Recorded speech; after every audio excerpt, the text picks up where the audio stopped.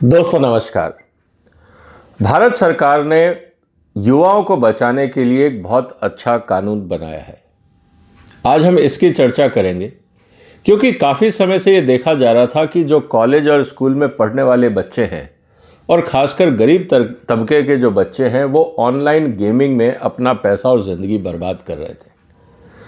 करीब 50,000 करोड़ की ये इंडस्ट्री पूरी दुनिया में एक तरह से यूथ के बीच में ड्रग्स का अल्टरनेट बनती जा रही थी। और आज स्थिति ये थी कि भारत के अंदर ये जो आंकड़े आए हैं उस हिसाब से करीब 45 करोड़ युवा इस गेमिंग इंडस्ट्री के जंजाल में फंसे हुए थे और करीब 50,000 करोड़ के आसपास की ये इंडस्ट्री बन गई थी। ये ऑनलाइन क्रिकेट के नाम पे, पोकर के नाम पे, रमी के नाम पे, अलग अलग नाम पे पैसे डलवाते थे और जीतने पर आपको दुगने तिगने चौगने, जैसे एक सट्टा होता है, एक जुआ होता है, वैसे ही आपको खिलाया करते थे। इससे बहुत सारी समस्याएं थी। लोग कोर्ट में भी गए, लेकिन हर राज्य सरकार में अलग अलग दलीलें देकर किसी राज्य सरकार में प्रतिबंध लगा और कहीं पे उनको परमिशन मिल गई और इससे एक लीगल कंफ्यूजन भी देश में खड़ा हो गया था। अब भारत सरकार ने एक बहुत अच्छा कानून बनाकर इस समस्या को समाधान करने के लिए एक, अगर मैं ये कहूं कि लॉजिकल स्टेप उठाया है। दोस्तों आज हम इसी की चर्चा करेंगे।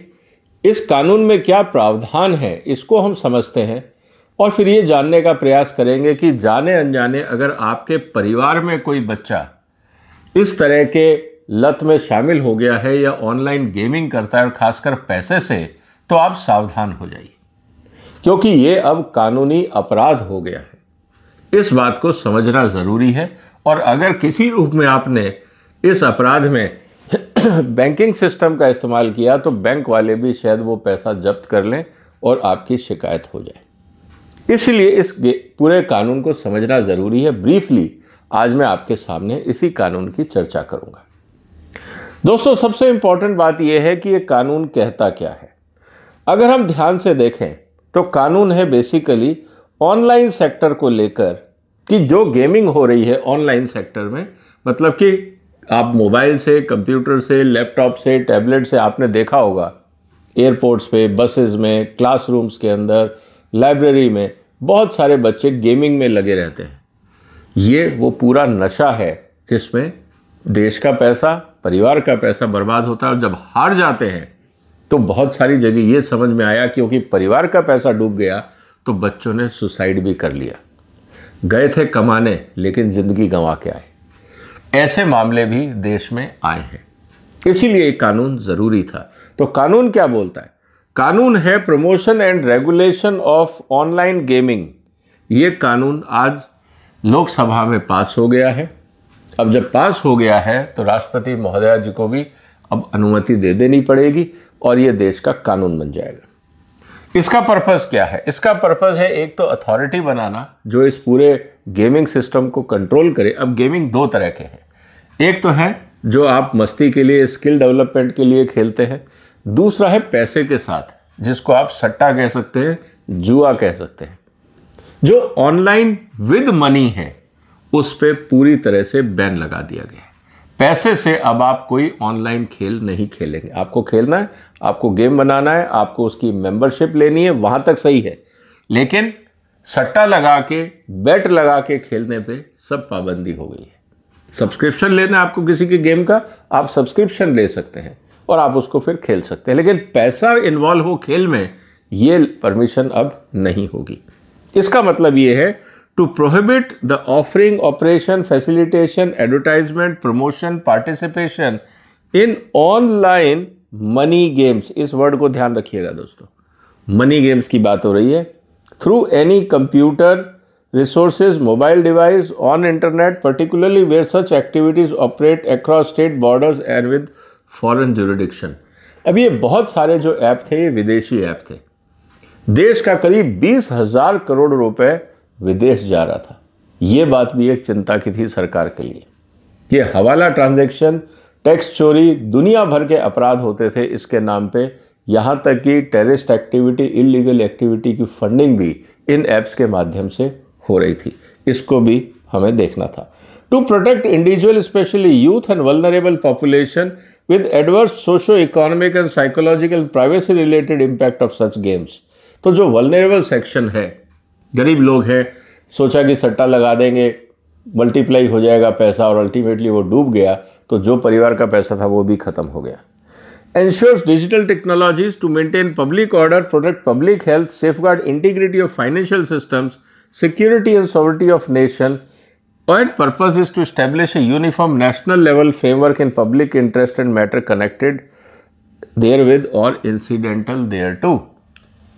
अब सवाल इस बात का है कि अलग अलग जब हाई कोर्ट अलग अलग जजमेंट दे रहे हैं तो फिर राष्ट्रीय पॉलिसी क्या है। इसीलिए ये जो कानून है ये इस मामले में भी हेल्प करेगा। अब हम आते हैं सीधे से इसके प्रावधान क्या है, इसको हम समझते हैं। सरकार का जस्टिफिकेशन जो है, जो उन्होंने कहा कि देखिए ये एक पैरेलल प्रोलिफिकेशन हो रहा था, मतलब इसका बहुत प्रचार हो रहा था, अलग अलग सेलिब्रिटीज और लोगों को इसको इन्वॉल्व किया जाता था, एडिक्टिव थे इसके जो ऐप्स थे, एक नशे की तरह लोगों को लत लग जाती थी, उसमें वो पैसा बर्बाद करते थे। इसी तरह से ये जो एल्गोरिथम था इसको लेके भी सरकार का ये कहना था कि ये जो एल्गोरिथम है ये डिफेक्टिव है, ये लोगों को चीट करने के लिए बनाए गए हैं, इसमें फेयरनेस नहीं है, इसलिए इस तरह की धोखाधड़ी को रोकना ज़रूरी था। तो ये भी इम्पॉर्टेंट कदम था। इसके अलावा एग्रेसिव कैंपेनिंग जो की जा रही थी, जिसमें क्रिकेट स्टार्स को इन्वॉल्व करना, सिनेमा स्टार्स को इन्वॉल्व करना और लोगों को भ्रमित करना कि ये जैसे बहुत अच्छी चीज़ है, जो सेलिब्रिटीज़ हैं उनको क्या फ़र्क पड़ता, उनको आपने पैसा दे दिया, समाज का फ़ायदा हो या ना हो, उनको तो एडवर्टाइजमेंट से मतलब है। क्योंकि हमारे यहाँ पे जो सेलिब्रिटीज़ हैं उनका मॉरल कंपास डिपेंड करता है कि उसको पैसा मिल रहा है या नहीं। आप उनको पैसा दीजिए और जो मर्जी कहलवा लीजिए। हमारे यहाँ पे एथिकल स्टैंडर्ड्स सेलिब्रिटीज़ के इतने हाई नहीं हैं, उसको भी रोकना ज़रूरी था ताकि लोग मिसलीड नहीं हो। फिर जिस तरह से फाइनेंशियल सर्विसेज थी वो फ्रॉड हो रहा था, मनी लॉन्ड्रिंग के इश्यूज थे, टैक्स इवेजन के इश्यूज थे, टेररिस्ट फंडिंग की थी, और जो इलीगल काम थे उनमें पैसा ट्रांसफ़र होने के लिए इन ऐप्स का इस्तेमाल हो रहा था, तो उसको भी रोकना ज़रूरी था। तो ओवरऑल जो सरकार ने कहा कि भाई समाज पे जो इसका नेगेटिव असर है इसको रोकना ज़रूरी है, इसीलिए इनको बैन करना भी ज़रूरी है। तो ये जब सब बातें हुई और कानून बन गए तो अब स्थिति ये हुई कि अब इसको कैसे करा जाए, क्योंकि अगर लोकल आदमी हो तब तो आप उसको जाके अरेस्ट कर सकते हो, लेकिन बहुत सारे ऐप्स ऐसे थे जो ऑफशोर जुरिडिक्शन में थे, विदेश में बैठे थे, कोई हांगकांग में बैठा है, कोई दुबई में बैठा है, कोई कहीं बैठा है और वहाँ से फ्रॉड चल रहा था। तो इस कानून में ये कहा गया है कि चाहे वो ऐप इंडिया का हो या विदेश का हो, कोई भी इस तरह का ऐप हिंदुस्तान में नहीं चलेगा और ऐसे लोगों के खिलाफ कार्रवाई होगी। और यहाँ तक कि बैंकों को भी ये कह दिया गया है कि अगर कोई भी ऐप इस तरह का है जो बैंकिंग सिस्टम को यूज़ करता है मनी ट्रांसफ़र के लिए, आप उस सारे ट्रांजैक्शन चैनल्स को भी बंद कर दें, ताकि उनको जब पैसा ही नहीं मिलेगा तो उनका कोई इंटरेस्ट भी यहाँ नहीं रहेगा। और दूसरी तरफ सरकार का ये कहना था कि ये जो एक्स्ट्रा टेरिटोरियल जुरिडिक्शन है और इंटर स्टेट जो इनकन्सिस्टेंसीज हैं इनको कैसे रोका जाए। कोई हाई कोर्ट बोलता है ठीक है, कोई बोलता है गलत है। हर एरिया में वकील और जजेस की जो समझ थी उस बेस पे उन्होंने वो डिसीजन लिए, लेकिन इनकन्सिस्टेंसी से बहुत ज़्यादा लीगल प्रॉब्लम्स खड़ी हो रही थी। तो अब कानून बना के उन सब समस्याओं का समाधान कर दिया गया। इसीलिए अब इसके लिए और जो कानून बनाने हैं, अब ये कानून आने के बाद जो रेगुलेशंस बनेंगे और किस तरह से वो कार्रवाई होगी उसको हम आगे देखेंगे। लेकिन जो इम्पॉर्टेंट चीज़ है दोस्तों जिसको हमें समझना चाहिए वो ये कि इसमें कहा क्या गया है, किसको ऑनलाइन एक्टिविटी या गेमिंग एक्टिविटी कहा गया है।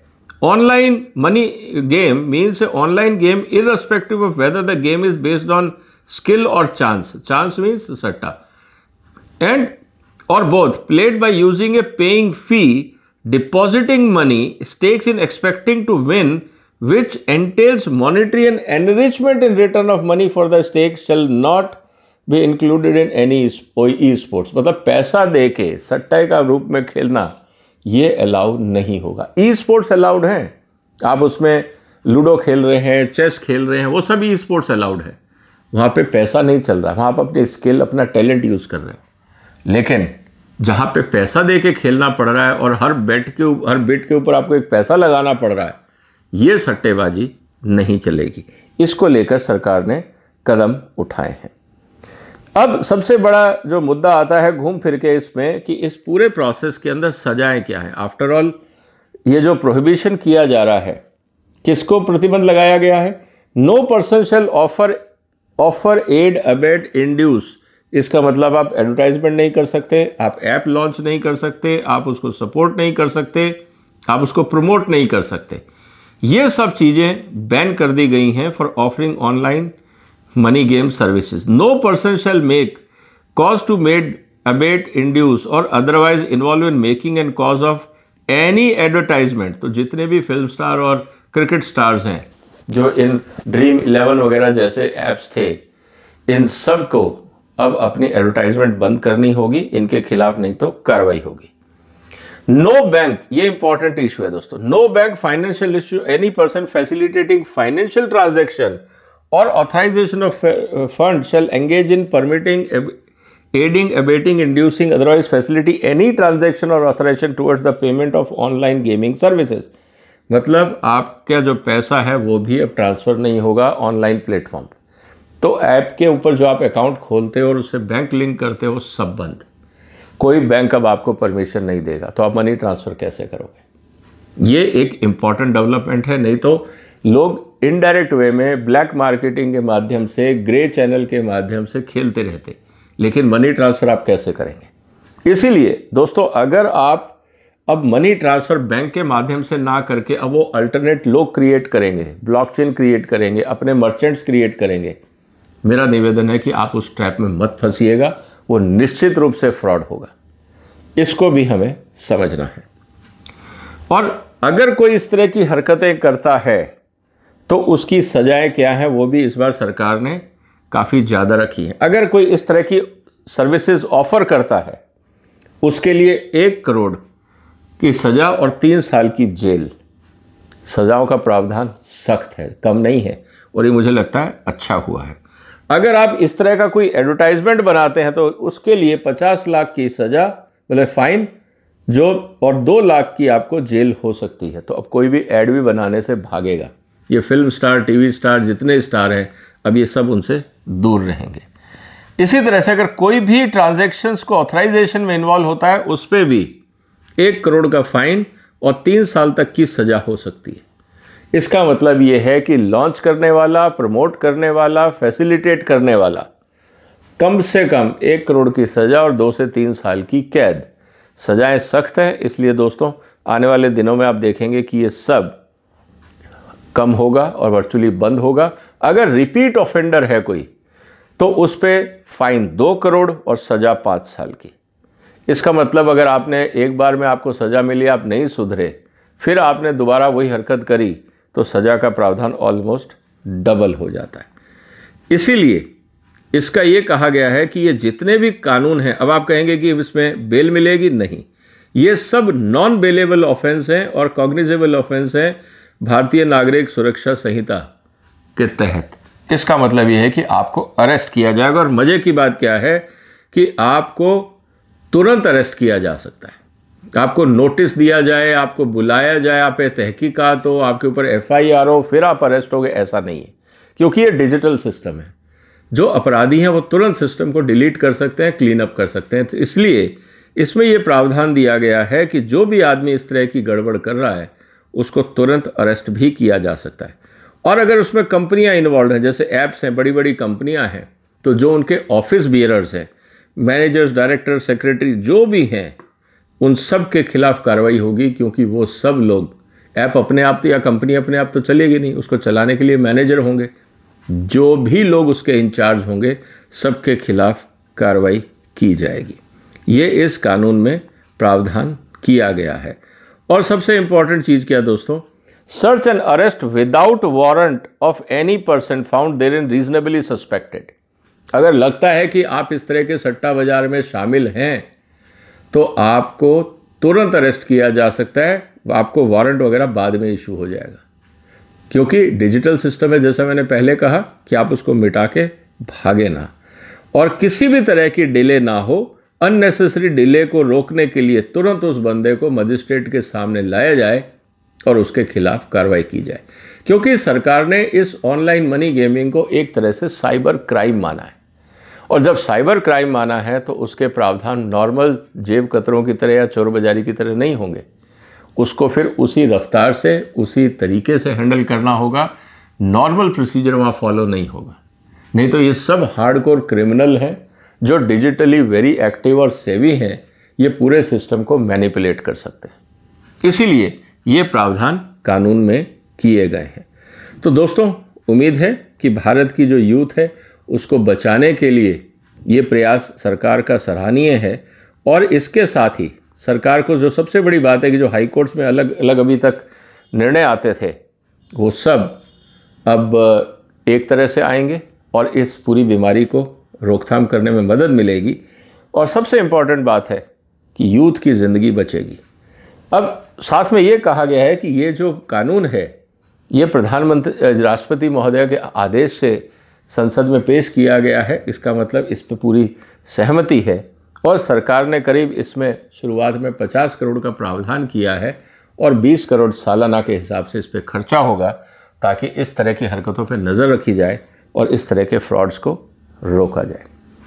उम्मीद है दोस्तों आप इस सरकार के जो कदम है, इस सराहनीय कदम है, इसका स्वागत करेंगे और समाज में आसपास जितने लोग हैं उनको ये बताएंगे कि भाई ऑनलाइन गेमिंग से आप दूर रहिए, खासकर जहाँ पैसा इन्वॉल्व है। जैसे ही कोई गेमिंग सिस्टम में पैसा इन्वॉल्व होता है, आप मान के चल लीजिए कि वो एक गैरकानूनी कार्रवाई है और अपराध है। कहीं कोई एक्सेप्शन नहीं दिया है सरकार ने। इसीलिए आप समाज में, खासकर अपने बच्चों में, यूथ में उनको जागरूक करिए कि ये नया कानून है, इस तरह की हरकतों में जाने अनजाने ना फंसें, नहीं तो सज़ा का प्रावधान हो सकता है।